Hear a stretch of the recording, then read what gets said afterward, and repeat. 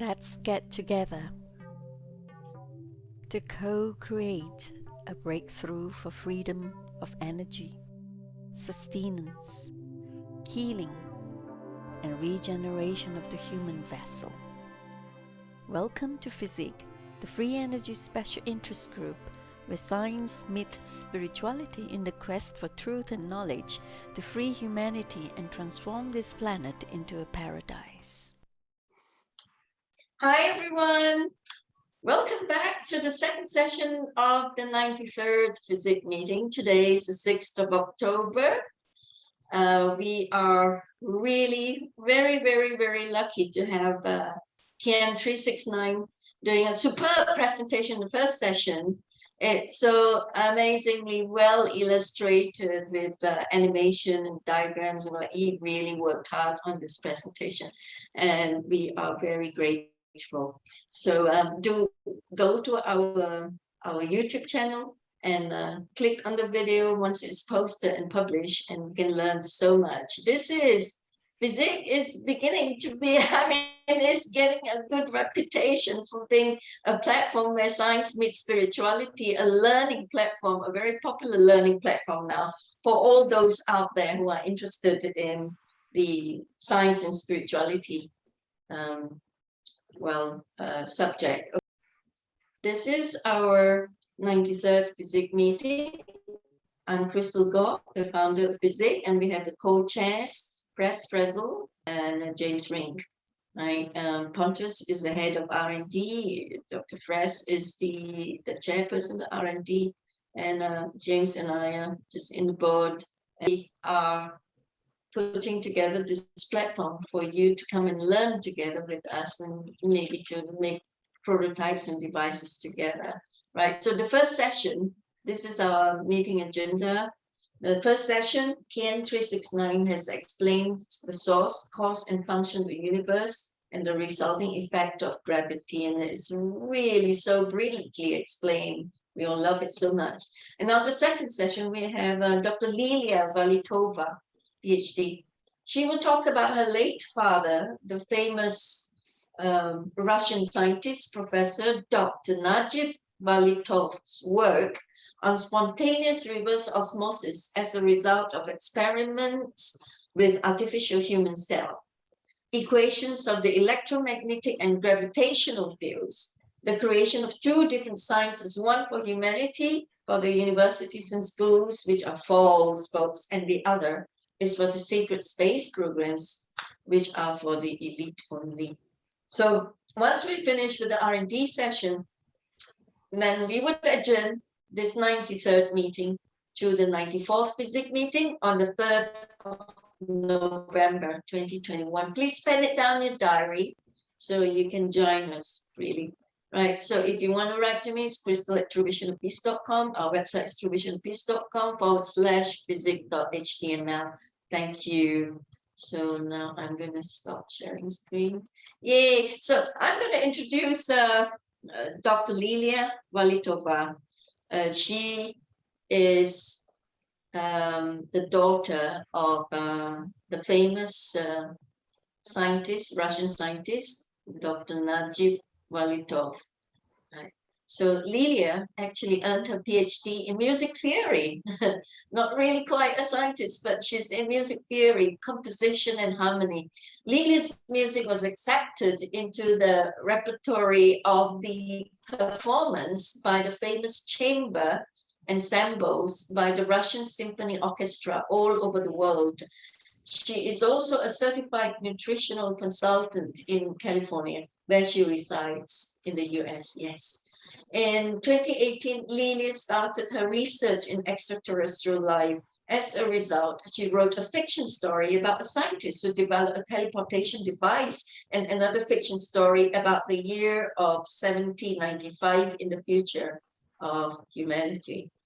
Lilia, the only daughter of the famous Russian scientist, Professor Dr. Najip Valitov, Ph.D., will be presenting her After Einstein's late father's work. Professor Najip Valitov was a prominent top secret scientist of the USSR who created the most effective rocket fuel based on his own catalysts for the spaceship and Sputnik launch. Dr. Valitov scientifically proved the existence of God. You could see the links. There is a link of an article written about that in our website, our FESIG website. So whenever you see speakers being announced, there are links to their sites with their names, okay? So he has 14 patents, around 200 articles, 3 books registered in the catalogs of the Kaplus, Medline, and American Chemical Society. He produced more than 10,000 experiments with his own created catalyst. Valitov's degrees are Master of Petroleum Chemical Engineering, Ph.D. number 1 in Physical Chemistry, Ph.D. number 2 1978 in Physical Chemistry, Ph.D. number 1 thesis in 1969 was based on the classified scientific research subject, which is still classified up to the present time. Lilia Valitova's own experience of visiting ET spaceship of the Pleiadian Council around the year of 1988 was an example of unprecedented demonstration of the quantum teleportation. She experienced quantum teleportation herself and shared this experience in her YouTube channel in connection with Professor Valitov's scientific discoveries. She will talk about her father's discovery of spontaneous reverse osmosis, the physical vacuum, the unified field theory of creation, the equations of electromagnetic and gravitational fields. Right. Valitov's ideas on free energy and pure science, time reversibility, and the electromagnetic and gravitational interactions. Okay, the role of Valitov in cosmic disclosure, the creation of 2 different sciences, one for humanity and the other one for the elite only. Right. Anyway, over to you. Take over the microphone, Lilia. Okay. Hi, so I have to start my lecture probably, and I share the screen. Where is my, okay, this is here. So this is, I would call my lecture like Najib Valitov scientific discoveries. I have never opportunity to speak about my dad, and now I got such an opportunity. Thank you for that. This is when he started his work in his experimental plant, 1968. My dad, he like it's already was told about what he was doing. I would not repeat. His discoveries are approximately what I got from him when he was alive. Instantaneous speed of the interaction. It could be just instantaneous speed because it's everywhere, but I would make it like more particular of the interaction between the sun and the planets and between proton and the electron in the hydrogen atom. 6 new equations of the unified electromagnetic and gravitational field theory. He developed 14 scientific innovations of the gravitational forces, 16 innovations of the atomic structure, 9 innovations of the space curvature, new law in physics and biophysics, the spontaneous reverse osmosis, new theory of the electricity after Faraday, new law in physics, 3 types of the particles movements, the proof of some aspects of physics in the medicine, the properties of the physical vacuum, the reversibility and irreversibility of the time and the instantaneous processes. I'll show some video, but before his interview, but before I want to, the most interesting out of everything, was everything is, but that one is kind of particular that shows my dad. God created, he was telling, God created us equilibrium or in equilibrium state, whatever. And in the equilibrium processes, the time is always reversible.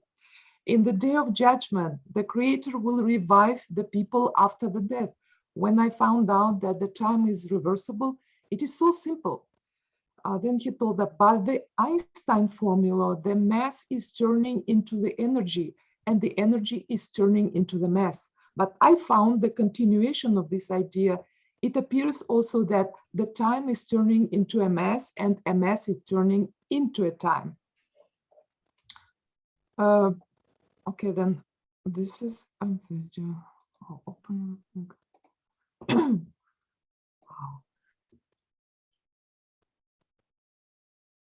This is his interview to the Russian TV station. I hope it will work. He was interviewed in 2003, I guess. Very long time ago. Монография вызвала большой интерес и среди ученых-специалистов, и даже не специалистов. Вот почему не специалистов, я поясню попозже. Вы утверждаете в этой монографии, что развивая идеи открытий Эйнштейна, Нельсбора, Коперника, Ньютона, открыли 16 новых законов. Какие они? И что стало толчком к новым открытиям? Ну, вообще, все развитие науки базируется на те знания, какие располагало человечество. Основоположниками нашей науки по физике, химии, астрономии, ну, особенно первых, последнего, является Ньютон, Коперник, Эйнштейн и другие. Поэтому любые новые явления, которые открывают ученые, это базируется на их знании. Это получается как бы развитие их учений в дальнейшем. Ну вот, поэтому в нашей монографии изложено, ну и выведено очень большое количество уравнений новых, но законом, требованием быть законом. And here he was talking about his monograph in vacuum vibration, and it has longer name, and I will show the cover of this monograph later on. This is monograph he studied, where he studied expanding and developed the ideas and theories of Newton, Kepler, Einstein, and other scientists, discovered 16 new laws, and explains there the unified field theory he created. He explained how the equations are confirmed when he substituted the data from the equations for the structure of the solar system and used it for the structure of the hydrogen atom. Then he explains the periodicity of the interaction between the planets and the sun. Then he explain the picture on the book cover, the movement of the proton. I will show that picture and then I will explain. He tells that interaction between the sun, and it is from the video translation into English, the interaction between the sun and the planets can be only at the very beginning of this sector, and I will show this sector, part of the circle, and at the very end. This is sector. So this is a proton, this is electron, and it the time of interaction, somehow I don't know all the details, but that section only where interaction happens with the speed of light. But when it reaches the end of the section, here where it comes the instantaneous, periodical, instantaneous interaction between proton and electron. And the same applies for the sun and the planets. So this period of time is speed of light by Einstein, and here periodically it goes instantaneously. All of us are under the effect of the influence of these periodical powers. We can't avoid them. We need to acknowledge these powers and try to use them for our benefit. It's about the structure of the atom and everything that around us. We and the universe consists of atoms. Atoms form molecules. These qualities of the atoms were not known before. When we'll take into the consideration these qualities, we'll find completely new qualities and will become more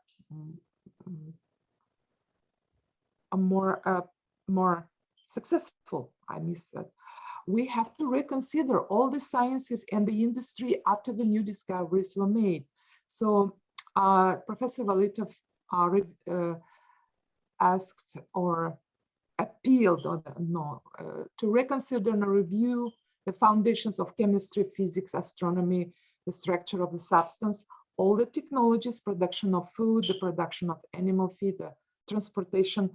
If we are able to revise, to review all this, we'll achieve a great success in a short period of time. The power lines of the gravitational field are able to refract, diffuse, to be absorbed when the surface is warming up from the sun. And these qualities make them to be special in a way of the energy source. This is how they become an energy source. He explains how neutrino works. We can take the lens of a magnifying glass and pass through the lens the power lines into the beam, into one point. And in this beam, the gravitational powers or power lines will be bigger. They will push the substance much stronger since they are more powerful now. So the lens from magnifying glass. In video, he explained that you have to create condition that the power lines go through the beam. So he would show like that on the video. And then become much stronger going through the lens or magnifying glass. And this could be the source of energy, free energy. Many rays should gather into the one point, and then they would be able to push the substance. The pushing force is neutrino, which doesn't have a rest mass. Neutrinos are formed at the big reactions in the nucleuses of the atoms. In every centimeter, there are 150 of every type of neutrino in the whole universe. The fly of neutrino could be the power lines of the gravitational field. So Professor Valitov tells in his video, we have to consider already transferring to the new type of the energy. The moon, the sun, the planets are the real source of the gravitational energy that is able to replace the fuel, petroleum type of energy and other non-sustainable energy types. And this is because the gravitational power lines are able to refract. This is ability to refract makes them especially valuable source of the energy, free energy. Now I will show this. This is the name of the brochure. It looks like that because it was he was very proud of that achievement of that special like diagram which he made, and I only got it right now a few days ago. What does it mean? Because I had to prepare for my presentation. So that means that both hydrogen atom and solar system has the same diagram. The only difference is the sun is here and proton is here, and the planets are here and electrons are here. So the same are basically all the same, in, despite that the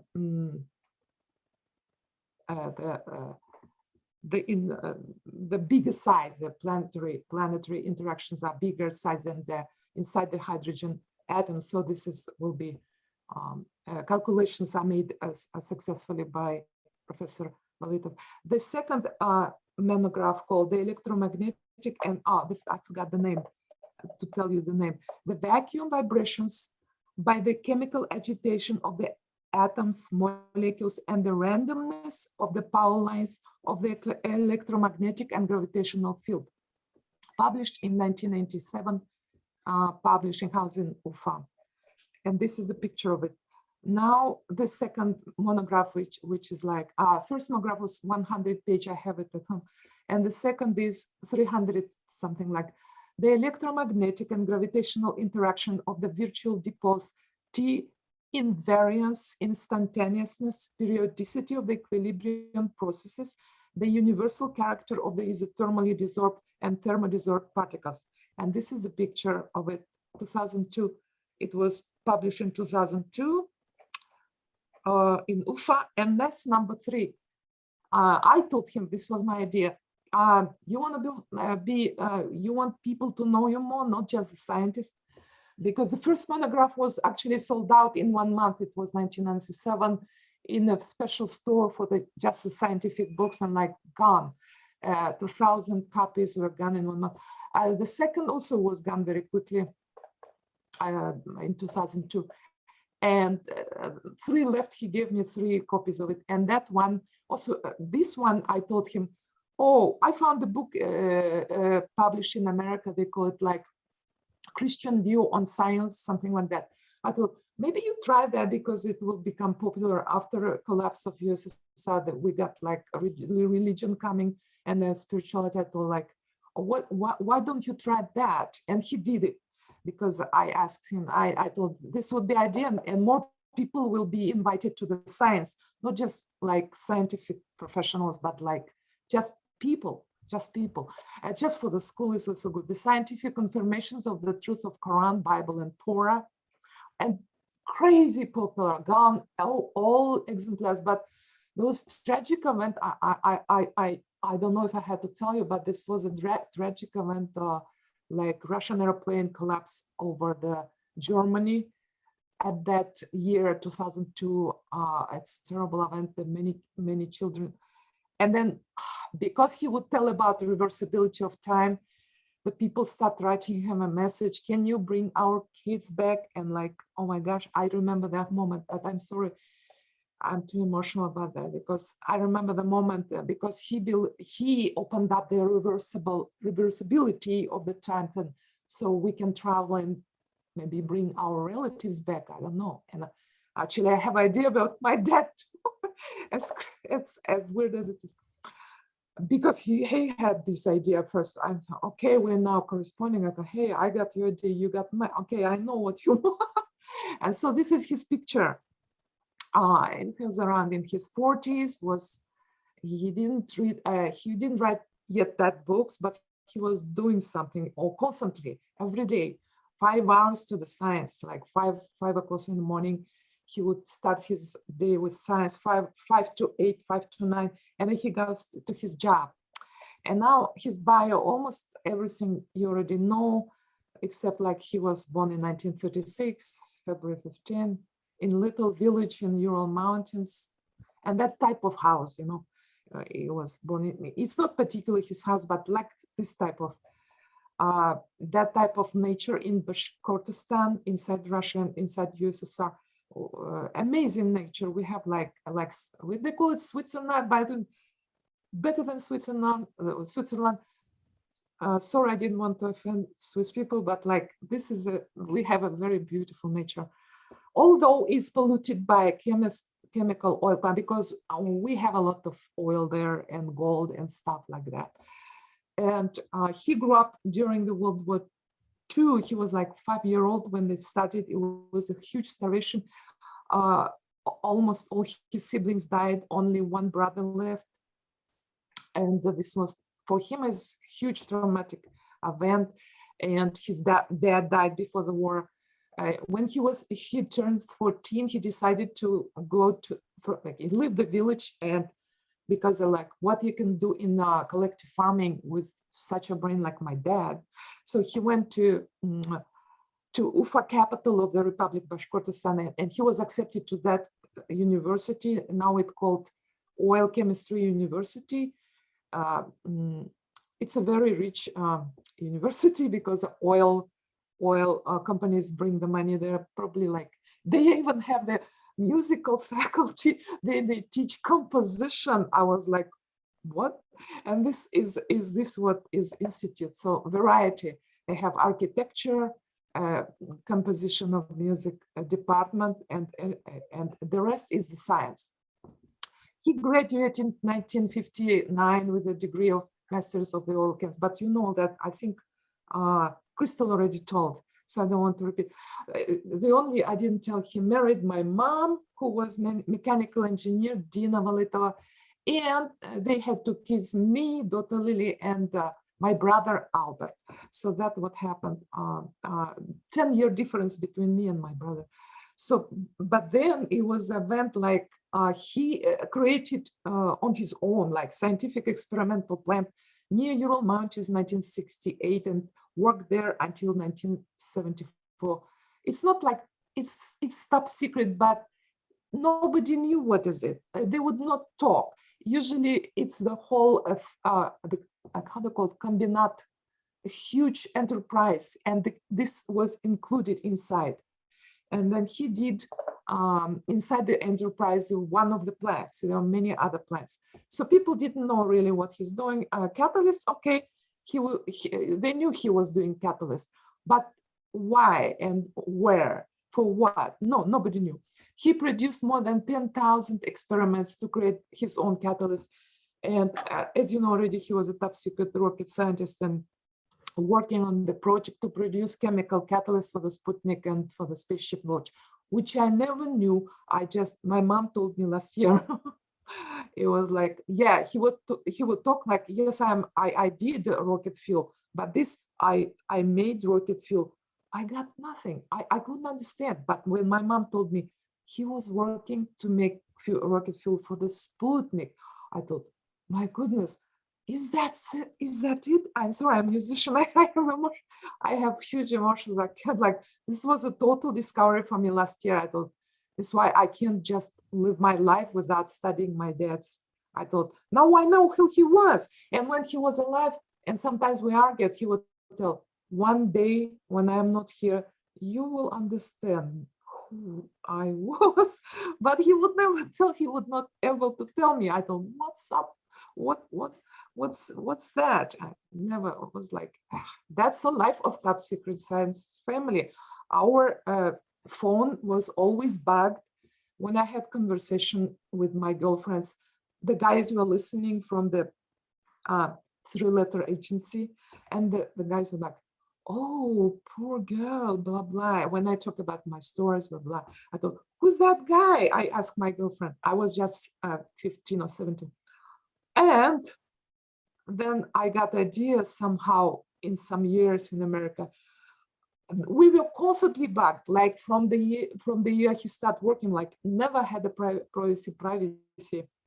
What else they could, what kind of bugs they could put in our house. But this was like everyone has it probably who work for that secret industry. So that he stopped working for the space industry, and then he became the CEO of the petroleum industry, which he actually didn't like to do, because after romantic Gagarin style, like Korolev style, the space, he has to work in the oil industry. And then, but this catalyst transferred to the oil industry, and it wasn't for the benefit of the nature. And he told me, you see that we have a dead river, you see there are no fishes there. And he would pay attention, my attention, what's happening to the nature. And then he became like a professor of the university, because he was very persistent and like wanted to become professor. So after Ph.D. #1 and #2, and this is where he was teaching University of Bashkortostan inside Russia, and it was already in the Russian Federation. And he made their experiments too, just using once he thought, I just sent my student in Ivanova under Moscow, and he bought for me artificial cell. It was just 20 rubles. It's just less than $1. I thought, that's the price, because one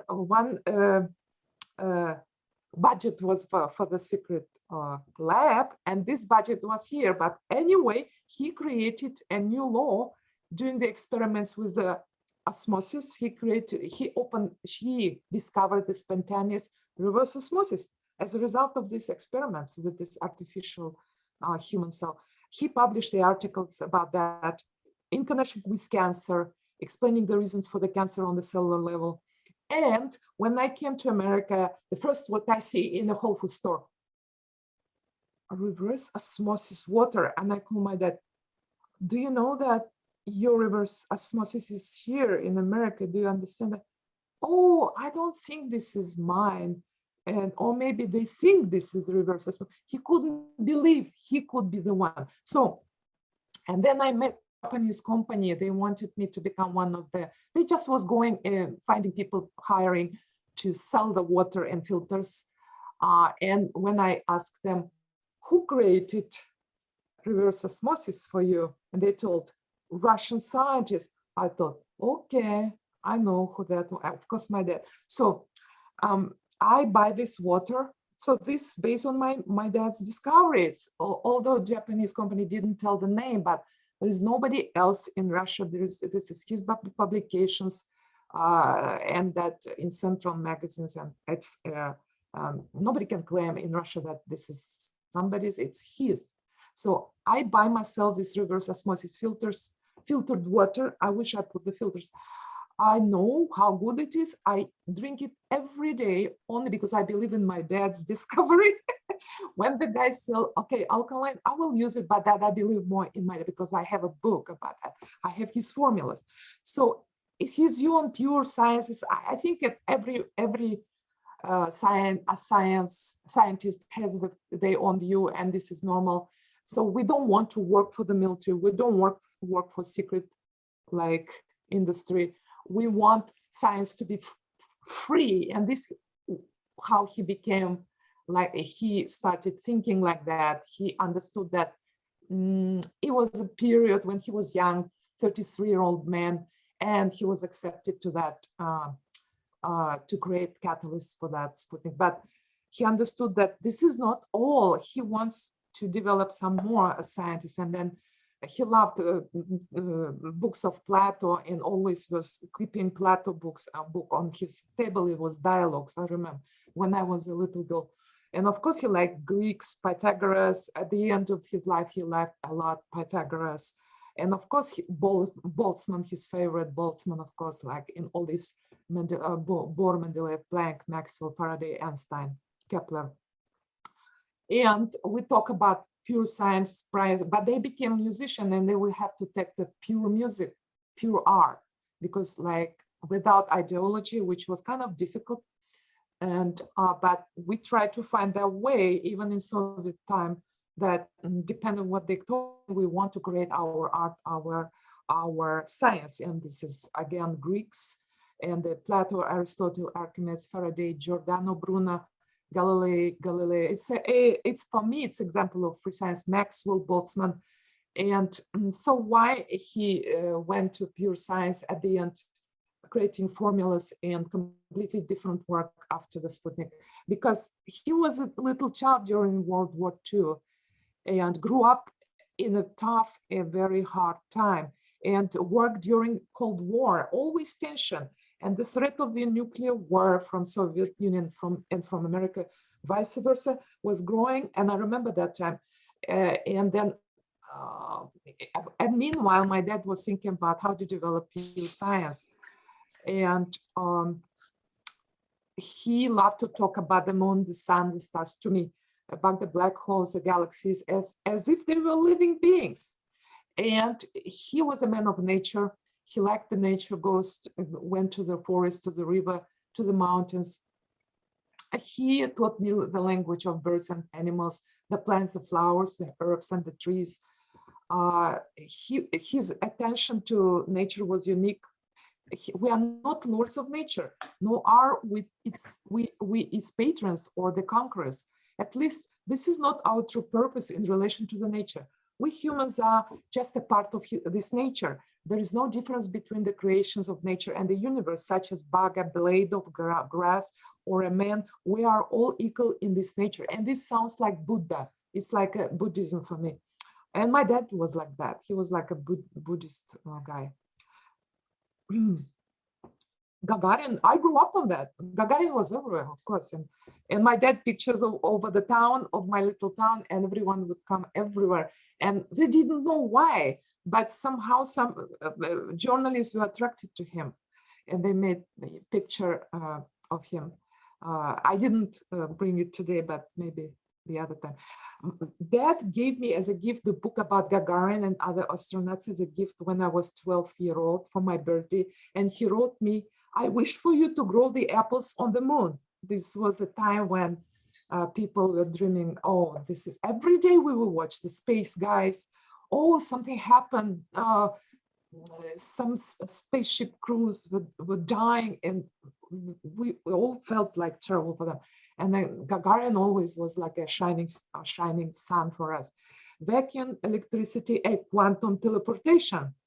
So in 1997, he created, this is his diagram of the quantum diagram that consists of capacitor, AC powered by the polarization of the physical vacuum by the electrical charges, plus Q and minus Q, with the formation of virtual depots. B is a vector of the magnetic induction. So this is his own kind of like diagram. There are a lot of them. And another one, which I like, but this is kind of, I think it's a famous one, a dipole antenna where the power lines between the opposite charges consist of the virtual dipoles. So in his book, Electromagnetic Gravitational Interactions, on described new properties of the vacuum and explained quantum teleportation phenomenon. He created basically a theoretical vacuum electrical engineering. He studied the physical vacuum effect on the bond character inside the atoms, molecules, and between the ions and the molecules. He created theoretical science of the polarized physical vacuum particles named as vacuum chemistry. It was never before, that's his.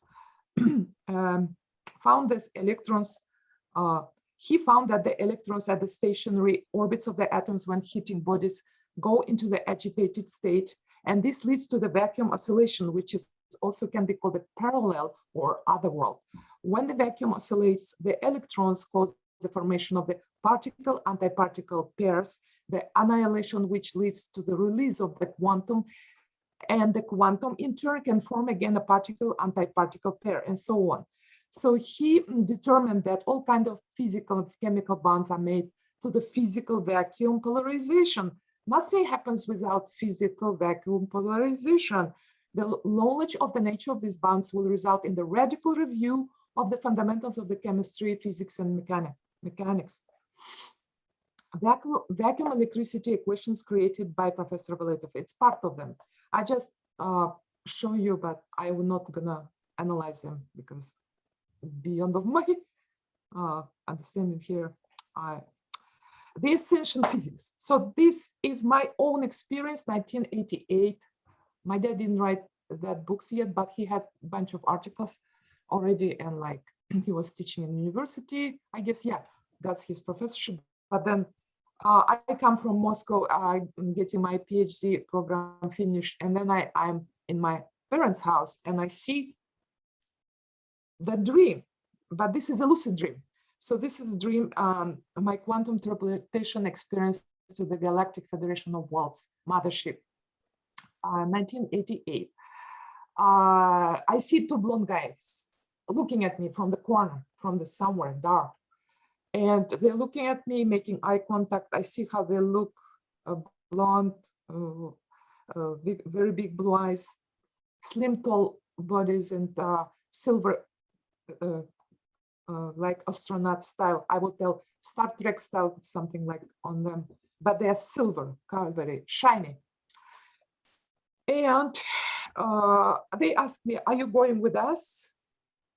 Telepathically. And I don't know what I answered, but then looks like they decided I told yes, telepathically, because it is very interesting. Why not? So then I start teleportation. It was, I will tell 5 stages. Yeah, 5 stages of teleportation. I put about 2 years to try to make it the description. At first, I felt like my body is floating up to the ceiling of the room. I was approaching the ceiling. I felt that the particles of my body spread mostly horizontally under the ceiling of the room. My body was preparing for something I've never done before. I felt heavier and heavier, and my body particles were moving up through the ceiling of the room, through a solid matter of the ceiling and roof building materials. I felt the pressure of a gravitational field, and I had to overcome it to be able to go through the ceiling and the roof. Emotionally, I felt neutral. I haven't felt any danger, any uncomfortable sensation of fear. And all what I felt was a physical sensation of the ascension air and of the floating up. I was completely focused on the process of the quantum teleportation that my astral body was experiencing at the moment.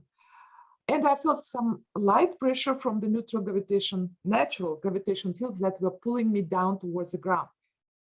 And I felt that I was programmed by the extraterrestrial team to overcome this gravitation field and to go up. I had to move through the ceiling and the roof and overcome the gravitation. I overcame the gravitation and popped off the roof. I felt much lighter at this time, and I didn't have to struggle with the ceiling anymore and the gravitation power lines anymore. This time I was floating or flying over the forest and the lake, and I was able to see the ducks at night on this lake. I arrived to extraterrestrial spaceship or space station.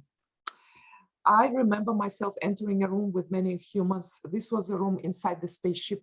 There were around 12 or 15 humans, women and men, sitting in the chairs at a few round tables in relaxed poses. These tables were pretty small. I think there were like 2-3 people around and a few tables like that. I think they were observing, and the black background, the tables are white, the clothes are white, the hairs are white, and the skin, but the background is black. So I don't know why, but this is for me, probably they did it. I think they were observing something at these tables.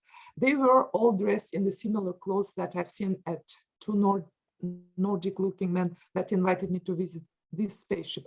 Their clothes were of this shiny silver white color. Unfortunately, their faces were blended and covered by some kind of something like we do on the screen.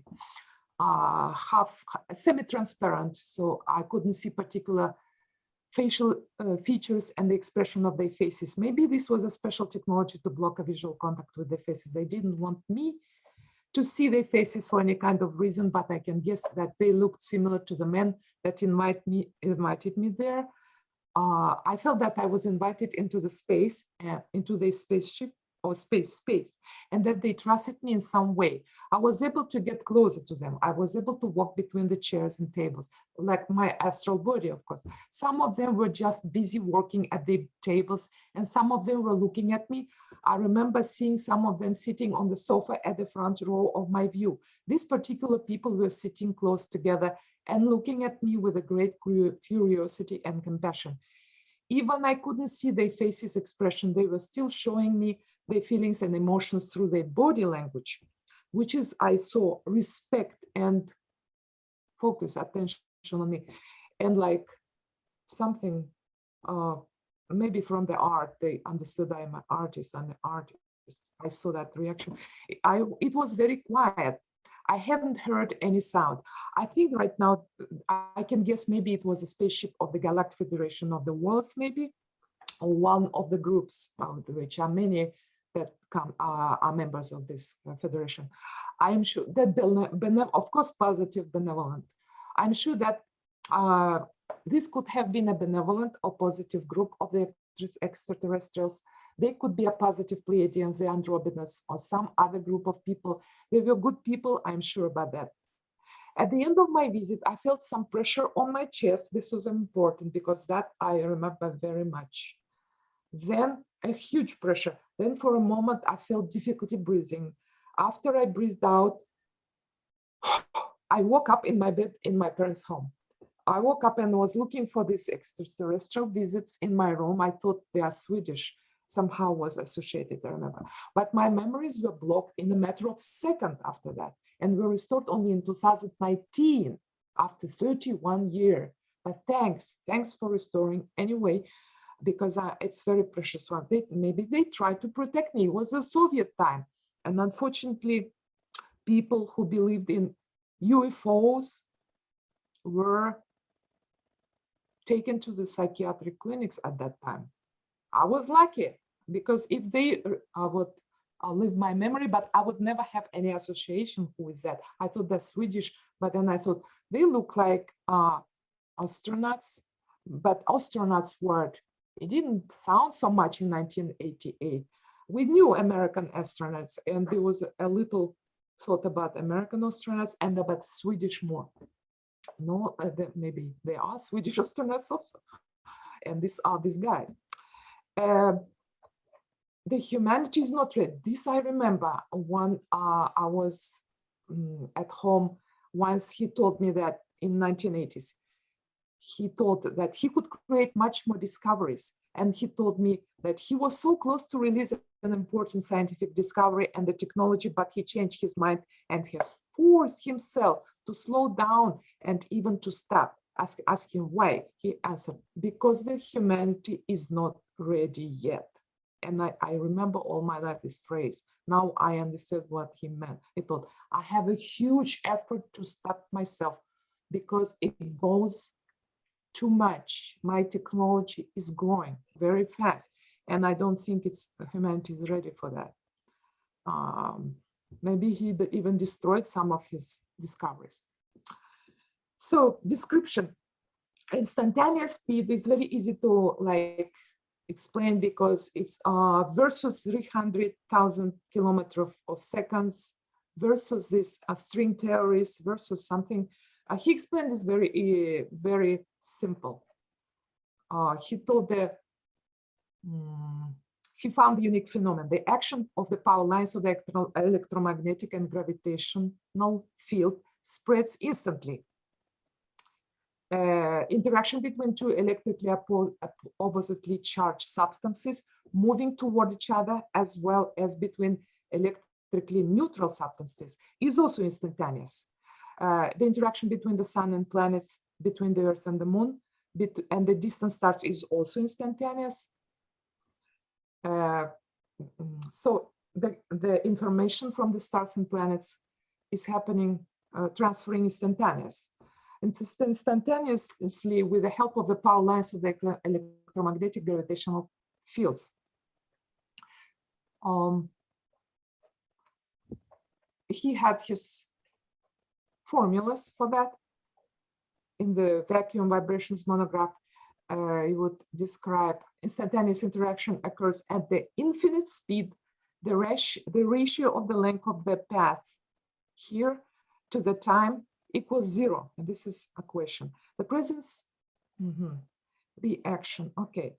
The interaction, a joint simultaneous instantaneous influence of the power lines of the sun and the power lines of the planets of on each other. The same is with the proton and the electron. Now he told me that this is his 6th equation of unified field theory. The only thing is he used some other scientists' equations, but use it for the different purpose, which they never imagined that they would be using for. 3 of them is classical, and the 4, 5, 6 is of his own. Classical Brownian movement. He was using it to explain the motion of an electron in the hydrogen atom and the planets of the solar system. But that Einstein would never use it for that because he didn't know about that. So my dad used it for that. And different data for the electrons and planets. Periodicity, instantaneousness, randomness, versatility of the interaction within the hydrogen atom and the solar system. This is his article, and these are the same. What I told you, I already described this. The sector of the solar system with the radius r, the arc length r, the center angle. So the arc, this is the arc, is the time of the interaction between planet and sun.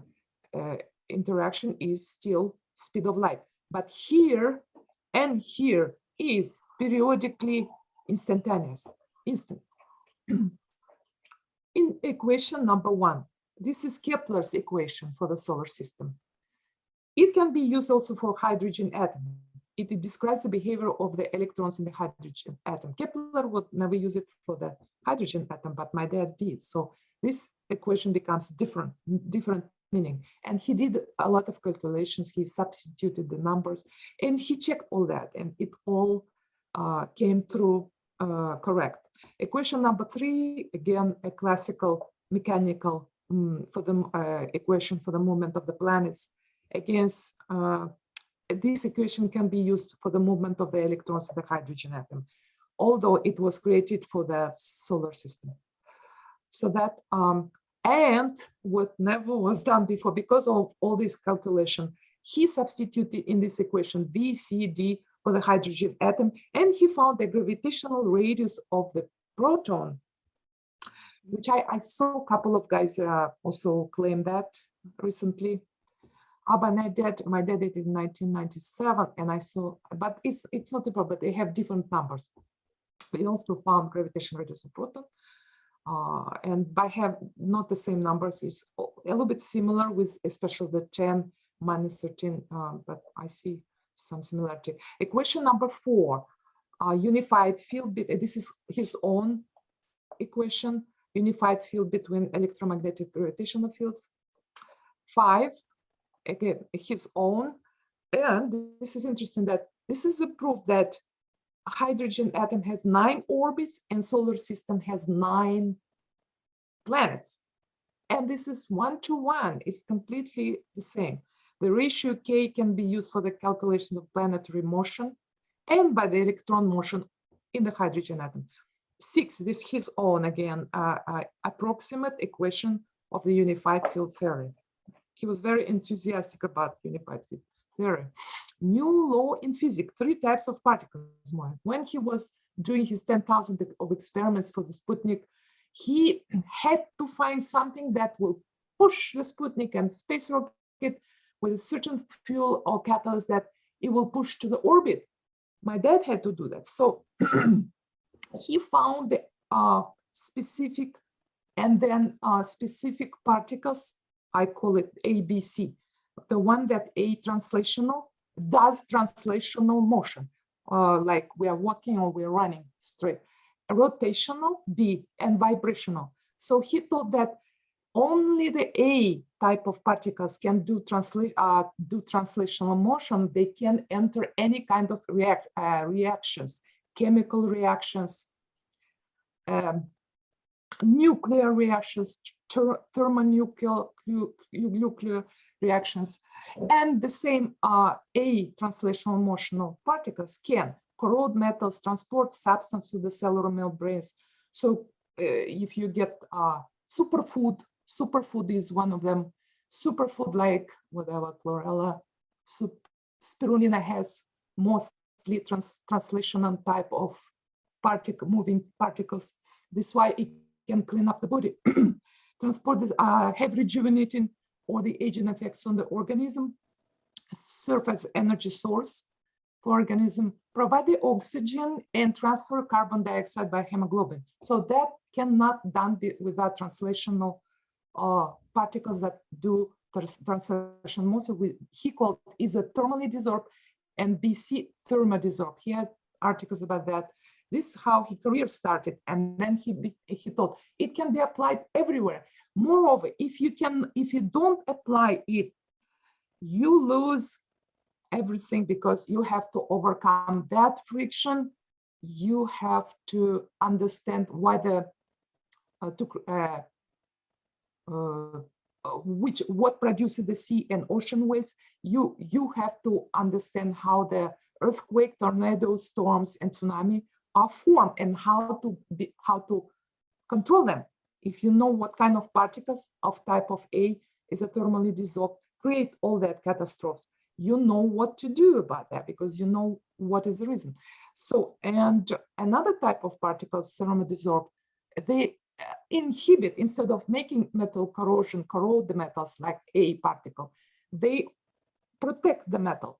So, and they don't enter into chemical reactions. They are good for the creating of durable, steadfast aircraft, watercraft, and ground transportation, nutritional supplements without side effects. And he taught in the interview, the whole universe consists of the molecules, atoms, ions in the isothermally dissolved and thermodissolved states only. There is no other particles, but nobody knows it. Still, somebody who has my dad books, they know it, or some chemists or some physics or whatever. Actually, I heard from students from American University, they study chemistry by my dad's books and articles. So he's pretty known on the university level by the students.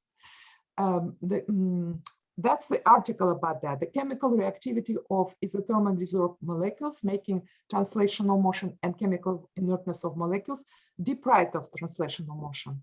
And that's how the difference. It is much more reaction with a number 1A. And these guys, the two, they don't have such a reaction.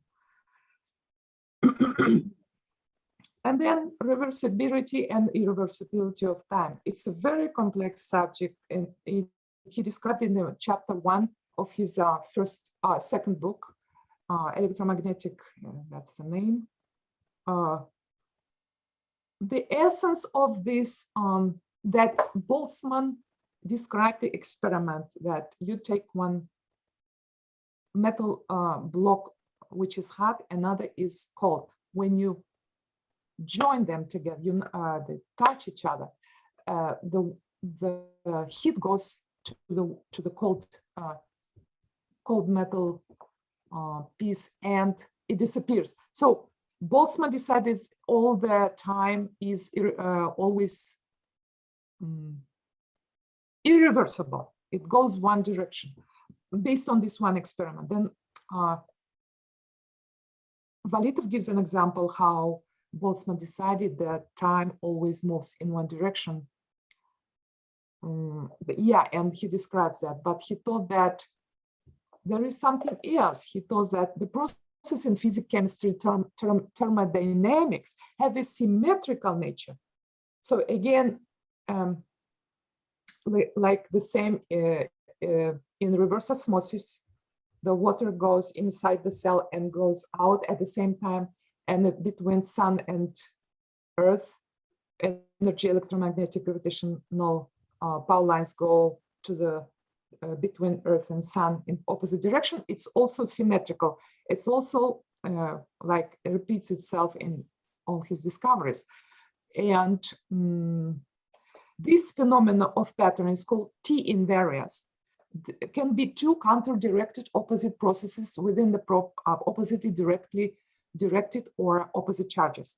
As a result, electromagnetic charge is in one, and in the other direction is the same by the quantity, but has the opposite charge, so minus or plus. And I told this example already. So this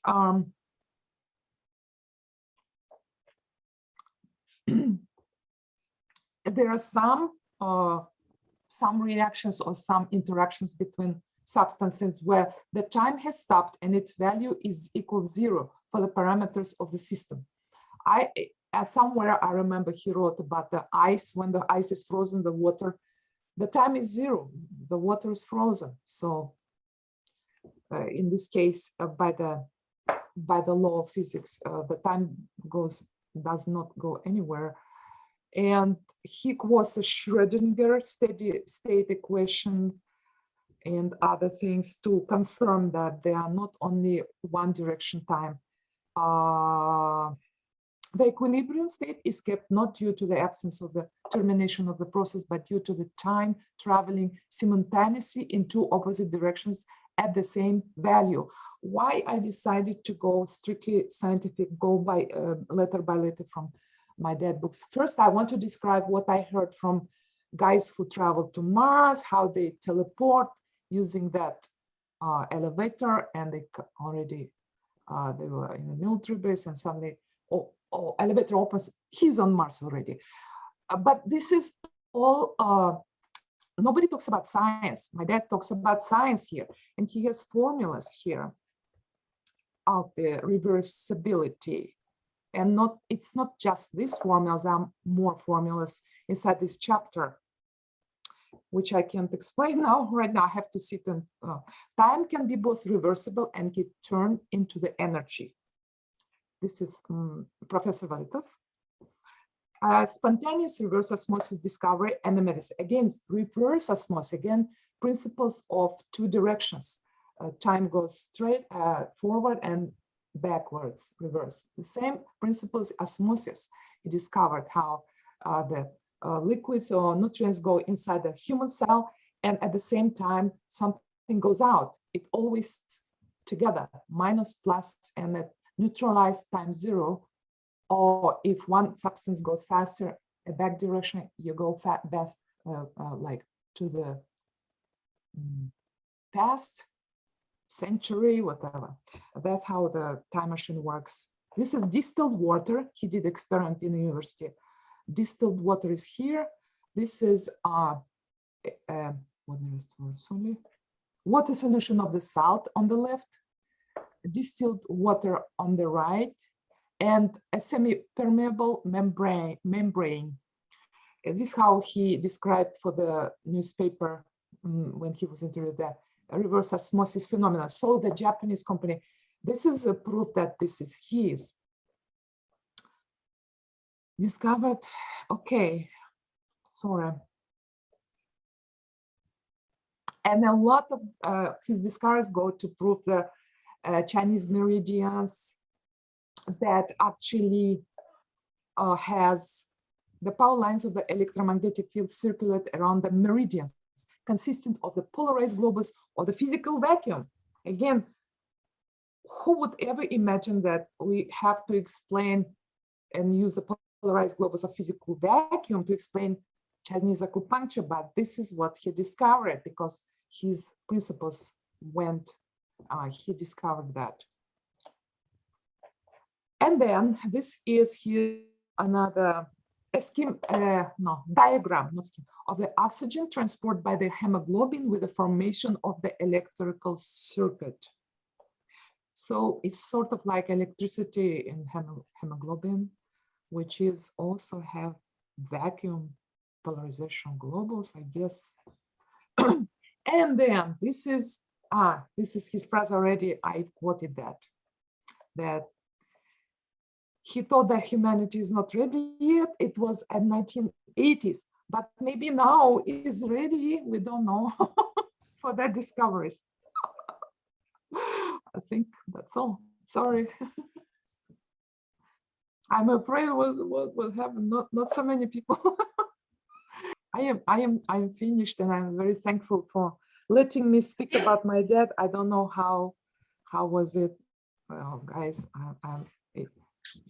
Lilia, you finished? Yeah. Thanks a lot, you. Crystal. Good. Thank you. Wow. I mean, it seems like you were your dad yourself doing the presentation. I wish my dad was around.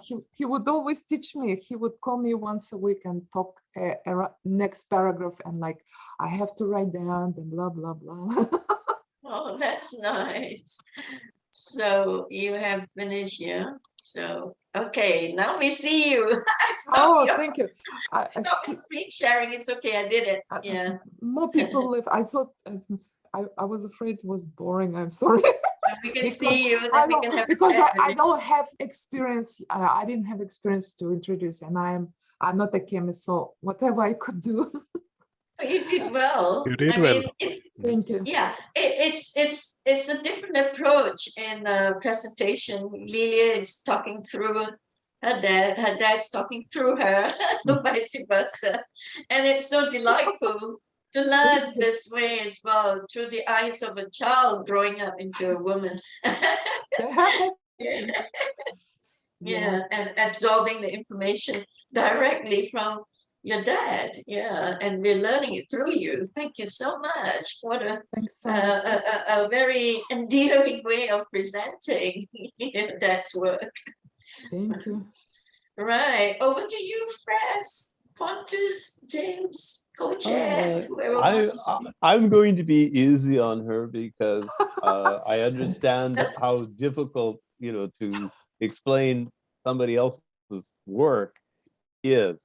And you did a really lovely job of introducing your father to our group, and we really appreciate that. And it gives us a chance now, at least we know what books to look at, to maybe go a little bit further. And if the universities have it in America, it's been translated to English. So it's just a matter of us finding it. And we're really good at that. The articles, some of them interested. Yeah. The only comment that I have on this is I imagine the ladies in the group are swooning over how nice a looking man your father was. So I'm going to say thank you so very much. And we can relate a little bit from our R&D group to what you're saying, and it gives us a place to look. And so I'm going to turn it over to Pontus next. And thank you. Yes, I have to say thank you, Lilia. Great presentation. And this will take a few things a lot further. Yeah. Lilia, is there, did you say you built a website to put all your dad's work in it? Not yet. I have only the Facebook where I drop all my whatever I can. Facebook Oh, page. yes. So you put your dad's work in your Facebook, okay? I just started. Because I put your Facebook link into the our website, our physics website. Whenever your name appears, I linked it up to your Facebook. So folks, hear this. Go to our website, physics website. Look for Lilia's name, Dr. Lilia Valitova, and then hover your mouse over it, click on it, and it takes you to her Facebook, where she has all the description of her dad's work with the links as well. Do you give links in your Facebook? Links to his publications. Not on my page. I made a special page for my dad called Najib Valitov. It's not my landing page of the Lilia Valitova composer. I created a page for him specifically, and I only dropped there my his reversibilities of time theory right now in Russian, and a biography in English, and just started. It's just the beginning. I think you gave me the link, and I did put the link in the website. Oh, yeah, I think I did. Yeah, in some of the description, I put several links there. Yeah. Thank you. Oh, thank you for sharing with us and the audience and all the followers and the viewers of this day. It will go in Russia also. I will introduce Russians into that meeting, and there are people who are interested. I mean, like my family and some folks here. Yeah, it provides for such a huge, big range of resource material that we could dig our hands into. Yeah, Pontus, when we want to continue with our research, we want to do our research, we know where to look now, where it's relevant. Yeah, thank you. Yes, exactly. And as we discovered that the normal formulas that are usually they are not correct, so this can shine a little bit more light on it. Thank you so much. Yeah. Oh, we are ever so grateful to all the speakers at FESIG. They bring bits and pieces here and there, and then it puts together the whole, right, Press? I could prepare better if I knew ahead of time. We just met recently, and we like spontaneous line. I had like 5 days or 3 days I was sitting at night. This night I didn't sleep. But if I had more time, I would make some better. Oh, and you're so delightful, Lilia. We really love the way you present it. It's a different angle of presenting from the eyes of a child to a woman, learning from her dad. We felt it. We felt the transfer as well. Thank you. Right, Fres, do you want to take it from here with the opening up to the floor for questions for the Q&A? Well, we can, and as I say, we've been looking at some similar things and discovering in the R&D group, the mathematics are not quite complete. There is some similarities with what your father has gone into much detail. We're just barely scratching the surface. So let's see, if to keep this kind of somewhat organized, remember, we're not dealing with the scientists that discovered these properties. We are dealing with his daughter and her remembrance of her father. So we'll open up the floor if you would mute yourself and Fres, I think we can start with James, because James might relate to Lilia's experience with the tall whites and the Nordic. James. Go ahead, James. I don't see James here. James not here. No. Yeah, he's in and out, folks, because he's doing the 5D event. Yeah. Right. Okay. Back to you, Fred. Sorry. Right. No problem. Let's see. I got to get my screen up so I can see everybody that's here. those that have their cameras on there, if some of you has a question, just go ahead and raise your hand. How close are we to actually having new things to use? Because I've been getting messages from David Wilcock, and he's getting ready to make an anti-gravity car. I also listened to him. Oh, you mean you asked me about that? How close? Yeah, like do you have a sensing of how soon we'll actually have new things to get excited about instead of always theories into the future? Right. I hear the news here because like I follow the guys like Simon Parkes from UK, right? Connected consciousness, and he will talk about like holographic medical beds, which everyone wants it. Everyone, and it can be explained by, again, my dad's like instantaneous reaction and the instantaneous healing of the body. But then it's what they do is they already transferred some of them in California, Arizona, and Texas, and they're treating the children. Treating the children with what? The children who were the victims. Okay, but how are they treating them? With the holographic medical beds. This is what Simon Parkes talks in his videos, and I've seen pictures of those, but apparently they are not the same as Jared Rand's celestial chamber.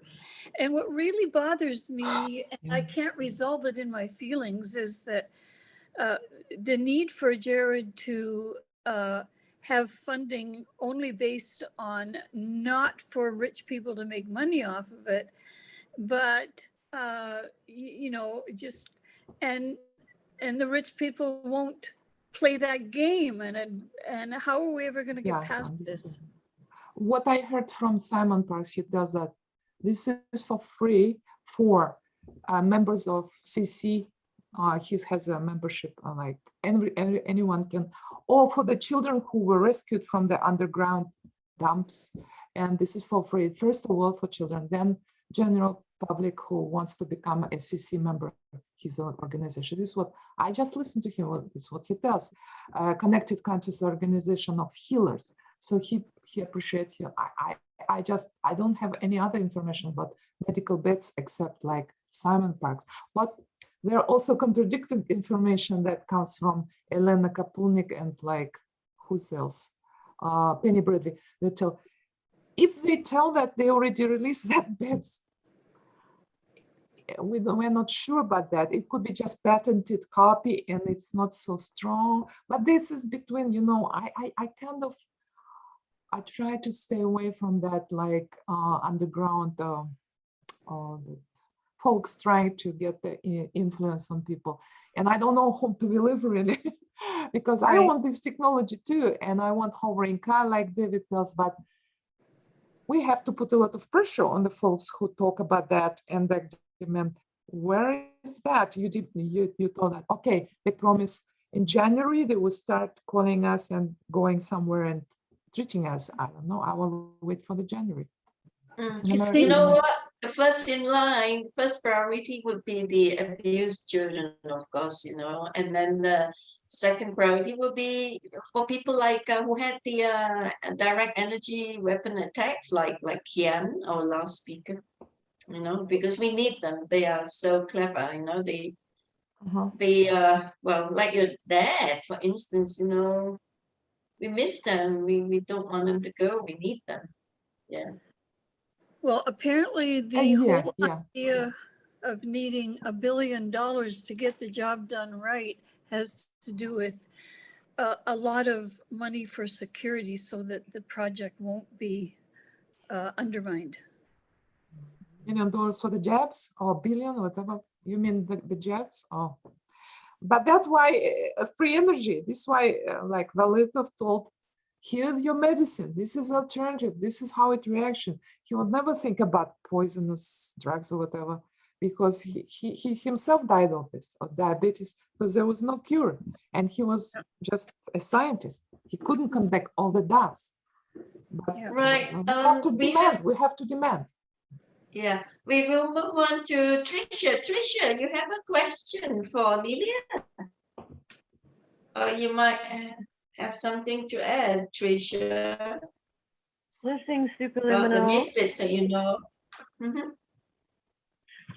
Fabulous presentation. It was wonderful. It was very Thank you. exciting.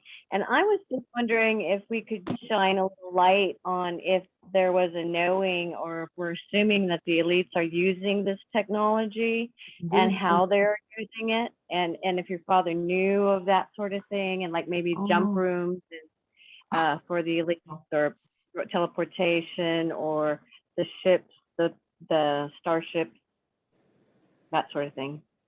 No, my dad didn't tell anything about, he didn't have access, but if I know something, if you know something about William Tompkins, who made the book Selected by Extraterrestrials, and he was a top secret engineer of Douglas aircraft engineer, died, he thought, we try to apply for this drug called M&M, that you drink one pill and in one month you are younger, and it's only 3 pills, 1, 2, 3 months, and you become like 40 years younger.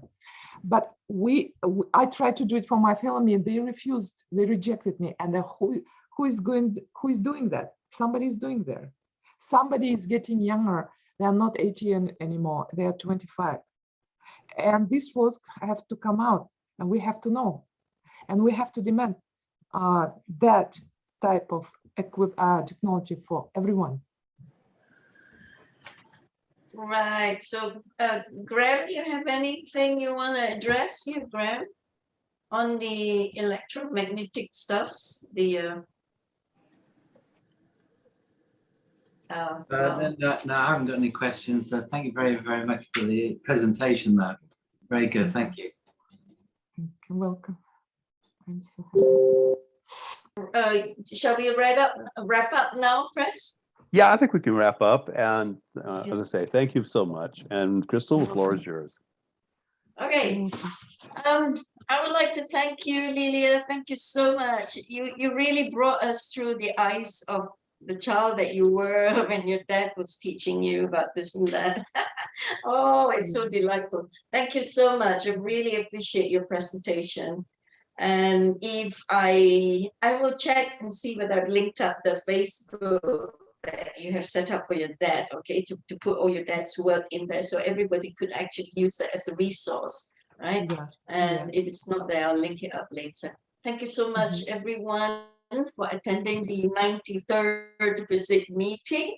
And there being no other business, now this 93rd FESIG meeting is adjourned to the 94th meeting, and that will be on the 3rd of November. Pen that down in your diary. We will bring you more excellent, wonderful, brilliant speakers like Lilia and Ken today. Thank you so much. Namaste. Namaste. Thank you, Pontus. Thank you, Fres, bro. Thank you, everyone. Yes. Thanks a lot for the warm, how they call it, warm atmosphere. So. Thank you. Same. Can stop recording.